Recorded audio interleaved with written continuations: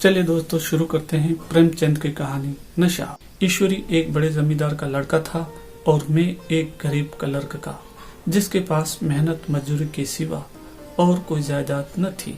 हम दोनों में परस्पर बहसें होती रहती थी। मैं जमींदारी की बुराई करता, उन्हें हिंसक पशु और खून चूसने वाली जोंक और वृक्षों की चोटी पर फूलने वाला बंजा कहता। वह जमींदारों का पक्ष लेता, पर स्वभावतः उसका पहलू कुछ कमजोर होता था, क्योंकि उसके पास जमींदारों के अनुकूल कोई दलील न थी। वह कहता है कि सभी मनुष्य बराबर नहीं होते, छोटे बड़े हमेशा होते रहते हैं और होते रहेंगे। लच्चर दलील थी। किसी मानुषी या नैतिक नियम से इस व्यवस्था का औचित्य सिद्ध करना कठिन था। मैं इस वाद विवाद की गर्मी में अक्सर तेज हो जाता और लगने वाली बात कह जाता, लेकिन ईश्वरी हार कर भी मुस्कुराता रहता था। मैंने उसे कभी गर्म होते नहीं देखा। शायद इसका कारण यह था कि वह अपने पक्ष की कमजोरी समझता था। नौकरों से वो सीधे मुंह बात नहीं करता। अमीरों में जो एक बेदर्दी और उद्दंडता होती है, इसमें उससे भी प्रचुर भाग मिला था। नौकर ने बिस्तर लगाने में जरा भी देर की, दूध जरूर से ज्यादा गर्म या ठंडा हुआ, साइकिल अच्छी तरफ साफ नहीं हुई तो वह आपे से बाहर हो जाता। सुस्ती या बदतमीजी उसे जरा भी बर्दाश्त न थी, पर दोस्तों से और विशेषकर मुझसे उसका व्यवहार सौहार्द और नम्रता से भरा हुआ होता था। शायद उसकी जगह मैं होता तो मुझमें भी वही कठोरताएं पैदा हो जाती जो उसमें थी, क्योंकि मेरा लोक प्रेम सिद्धांतों पर नहीं, निजी दशाओं पर टिका हुआ था। लेकिन वह मेरी जगह होकर भी शायद अमीर ही रहता, क्योंकि वह प्रकृति से ही विलासी और ऐश्वर्य प्रिय था। अब की दशहरे की छुट्टियों में मैंने निश्चय किया कि घर न जाऊंगा। मेरे पास किराए के लिए रुपए न थे और न घर वालों को तकलीफ देना चाहता था। मैं जानता हूँ वे मुझे जो कुछ देते हैं वो उनकी हैसियत से बहुत ज्यादा है। उसके साथ ही परीक्षा का ख्याल था। अभी बहुत कुछ पढ़ना है। बोर्डिंग हाउस में भूत की तरह अकेले पड़े रहने को भी जी न चाहता था। इसलिए जब ईश्वरी ने मुझे अपने घर को न्योता दिया तो मैं बिना आग्रह के राजी हो गया। ईश्वरी के साथ परीक्षा की तैयारी खूब हो जाएगी। वह अमीर होकर भी मेहनती और ज़हीन है, उसने इसके साथ ही कहा। लेकिन भाई एक बात का ख्याल रखना, वहाँ अगर जमींदारों की निंदा की तो मुआमिला बिगड़ जाएगा और मेरे घर वालों को बुरा लगेगा। वो लोग तो असामियों पर इसी दावे से शासन करते हैं कि ईश्वर ने असामियों को उनकी सेवा के लिए ही पैदा किया है। असामी भी यही समझता है। अगर उसे सुझा दिया जाए कि जमींदार और असामी में कोई मौलिक भेद नहीं है तो जमींदार का कहीं पता न लगे। मैंने कहा, तो क्या तुम समझते हो कि मैं वहां जाकर कुछ और हो जाऊंगा? हाँ, मैं तो यही समझता हूँ। तुम गलत समझते हो। ईश्वरी ने इसका कोई जवाब नहीं दिया। कदाचित उसने इस मामले को मेरे विवेक पर छोड़ दिया और बहुत अच्छा किया। अगर वह अपनी बात पर अड़ता तो मैं भी जिद पकड़ लेता। सेकंड क्लास तो क्या, मैंने कभी इंटर क्लास में भी सफर न किया था। अब की सेकंड क्लास में सफर का सौभाग्य प्राप्त हुआ। गाड़ी तो 9 बजे रात को आती थी, पर यात्रा की हर्ष में हम शाम को स्टेशन जा पहुंचे। कुछ देर इधर उधर सैर करने के बाद रिफ्रेशमेंट रूम में जाकर हम लोगों ने भोजन किया। मेरी वेशभूषा और रंग ढंग से पारखी खानसामों को यह पहचानने में देर न लगी कि मालिक कौन है और पिछलगू कौन। लेकिन न जाने क्यों मुझे उनकी गुस्ताखी बुरी लग रही थी। पैसे ईश्वरी की जेब से गए। शायद मेरे पिता को जो वेतन मिलता है उससे ज्यादा इन खानसामों को इनाम इकराम में मिल जाता हो। एक अठन्नी तो चलते समय ईश्वरी ही ने दी। फिर भी मैं उन सबों से उसी तत्परता और विनय की अपेक्षा करता था जिससे वे ईश्वरी की सेवा कर रहे थे। ईश्वरी के हुक्म पर सब के सब दौड़ते हैं, लेकिन मैं कोई चीज मांगता हूँ तो उतना उत्साह नहीं दिखाते। मुझे भोजन में कुछ स्वाद न मिला। यह वेद मेरे ध्यान को संपूर्ण रूप से अपनी ओर खींचे हुए था। गाड़ी आई, हम दोनों सवार हुए। खान सामो ने ईश्वरी को सलाम किया, मेरी ओर देखा भी नहीं। ईश्वरी ने कहा, कितने तमीजदार हैं ये सब, एक हमारे नौकर है कि कोई काम करने का ढंग नहीं। मैंने खट्टे मन से कहा, इसी तरह अगर तुम अपने नौकरों को भी 8 आने रोज इनाम दिया करो तो शायद इनसे ज्यादा तमीजदार हो जाएं। तो क्या तुम समझते हो यह सब केवल इनाम के लालच से इतना अदब करते हैं? जी नहीं, कदापि नहीं। तमीज और अदब तो इनके रक्त में मिल गया है। गाड़ी चली, डाक थी, प्रयाग से चली तो प्रतापगढ़ जाकर रुकी। एक आदमी ने हमारा कमरा खोला, मैं तुरंत चिल्ला उठा, दूसरा दर्जा है, सेकंड क्लास है।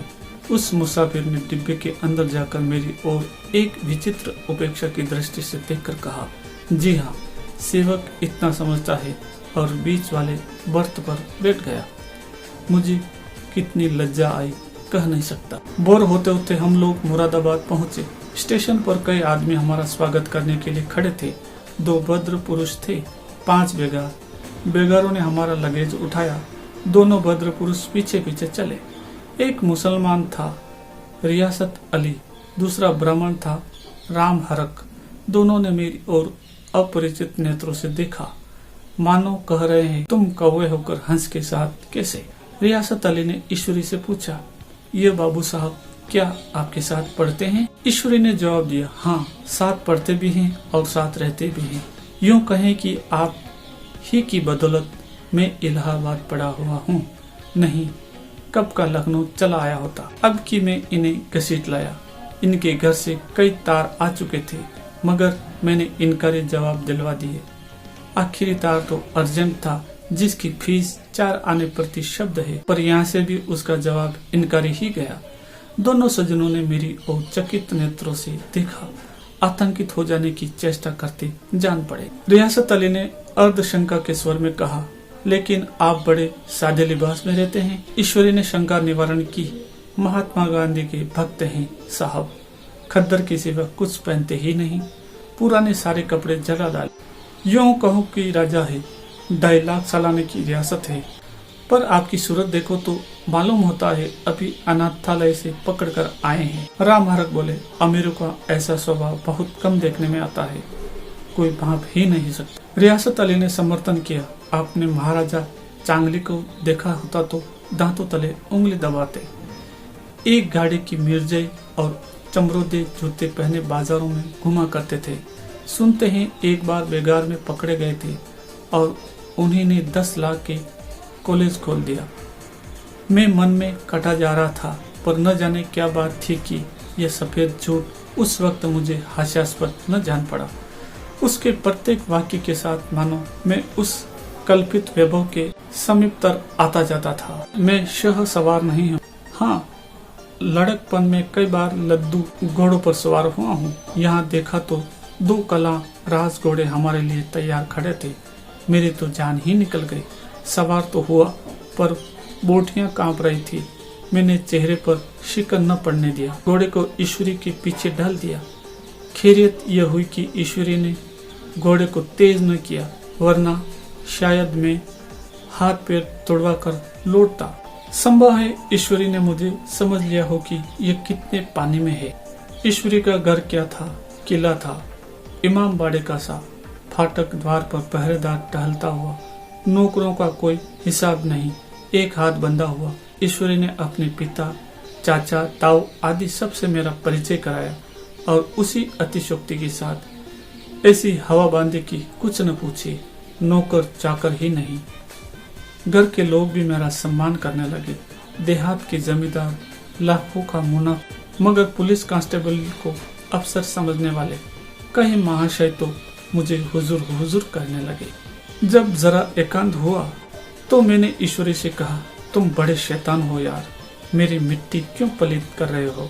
ईश्वरी ने दृढ़ मुस्कान के साथ कहा, इन गधों के सामने यही चाल जरूरी थी, वरना सीधे मुंह बोलते भी नहीं। जरा देर के बाद नाई हमारे पांव दबाने आया। कुंवर लोग स्टेशन आए हैं, थक गए होंगे। ईश्वरी ने मेरी ओर इशारा करके कहा, पहले कुंवर साहब के पांव दबा। मैं चारपाई पर लेटा हुआ था। मेरे जीवन में ऐसा शायद ही कभी हुआ हो कि किसी ने मेरे पांव दबाए हों। मैं इसे अमीरों की चोंचले, रईसों का गद्दापन और बड़े आदमियों की मुठ मर्दी है और जाने क्या क्या कहकर ईश्वरी का परिहास किया करता, और आज मैं पोतड़ों का रईस बनने का स्वांग भर रहा था। इतने में 10 बज गए। पुरानी सभ्यता के लोग थे। नई रोशनी अभी केवल पहाड़ की चोटी तक पहुंच पाई थी। अंदर से भोजन का बुलावा आया। हम स्नान करने चले। मैं हमेशा अपनी धोती खुद छांट लिया करता हूँ, मगर यहाँ मैंने ईश्वरी की ही भांति अपनी धोती भी छोड़ दी। अपने हाथों अपनी धोती छांटती शर्म आ रही थी। अंदर भोजन करने चले। हॉस्टल में जूते पहले मेज पर झाट डरते थे, यहाँ पांव धोना आवश्यक था। कहार पानी लिए खड़ा था। ईश्वरी ने पांव बढ़ा दिए। कहार ने उसके पांव धोए। मैंने भी पांव बढ़ा दिए। कहार ने मेरे पांव भी धोए। मेरा वह विचार न जाने कहाँ चला गया था। सोचा था वहाँ देहात में एकाग्र होकर खूब पढ़ेंगे, पर यहाँ सारा दिन सैर सपाटे में कट जाता था। कहीं नदी में बजरे पर सैर कर रहे हैं, कहीं मछलियों या चिड़ियों का शिकार खेल रहे हैं, कहीं पहलवानों की कुश्ती देख रहे हैं, कहीं शतरंज पर जमे हैं। ईश्वरी खूब अंडे मंगवाता और कमरे में स्टोव पर आमलेट बनते। नौकरों का एक जत्था हमेशा गिरे रहता। अपने हाथ पांव हिलाने की कोई जरूरत नहीं, केवल जबान हिला देना काफी है। नहाने बैठो तो आदमी नहलाने को हाजिर, लेटो तो आदमी पंखा जलने को खड़े। मैं महात्मा गांधी का कुंवर चेला मशहूर था। भीतर से बाहर तक मेरी धाक थी। नाश्ते में जरा भी देर न होने पाए, कहीं कुंवर साहब नाराज न हो जाए, बिछावन ठीक समय पर लग जाए। कुंवर साहब के सोने का समय आ गया। मैं ईश्वरी से भी ज्यादा नाजुक दिमाग बन गया था, यह बनने पर मजबूर किया गया था। ईश्वरी ने अपने हाथ से बिस्तर बिछा ले, लेकिन कुंवर मेहमान अपने हाथों से कैसे अपना बिछावन बिछा सकते हैं? उनकी महानता में बट्टा लग जाएगा। एक दिन सचमुच यही बात हो गई। ईश्वरी घर में था। शायद अपनी माता से कुछ बातचीत करने में देर हो गई। यहाँ 10 बज गए। मेरी आंखें नींद से झपक रही थीं, मगर बिस्तर कैसे लगाऊं? कुंवर जो ठहरा कोई 11:30 बजे महरा आया। बड़ा मुंह लगा नौकर था। घर के धंधों में मेरा बिस्तर लगाने की उसे सूध ही न रही। अब जो याद आया तो भागा हुआ आया। मैंने ऐसी डांट बताई कि उसने भी याद किया होगा। ईश्वरी मेरी डांट सुनकर बाहर निकल आया और बोला, तुमने बहुत अच्छा किया। ये सब हरामखोर इसी व्यवहार के योग्य हैं। इसी तरह ईश्वरी एक दिन एक जगह दावत में गया हुआ था। शाम हो गई, मगर लैंप मेज पर रखा हुआ था। दिया सलाई भी थी, लेकिन ईश्वरी खुद कभी लैंप नहीं जलाता था। फिर कुंवर साहब कैसे जलाएं? मैं झुंझला रहा था। समाचार पत्र आया रखा हुआ था। जी उधर लगा हुआ था, पर लैंप न दरद। देव योग से उसी वक्त मुंशी रियासत अली आ निकले। मैं उन्हीं पर उबल पड़ा। ऐसी फटकार बताई कि बेचारा उल्लू हो गए। तुम लोगों को इतनी फिक्र भी नहीं कि लैंप तो जलवा दो। मालूम नहीं ऐसे कामचोर आदमियों को यहाँ कैसे गुजर होता है। मेरे यहाँ घंटे भर निर्वाह न हो। रियासत अली ने कांपते हुए हाथों से लैंप जला दिया।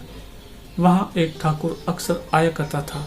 कुछ मन चला आदमी था, महात्मा गांधी का परम भक्त। मुझे महात्मा जी का चेला समझकर मेरा बड़ा लिहाज करता था, पर मुझसे कुछ पूछते संकोच करता था।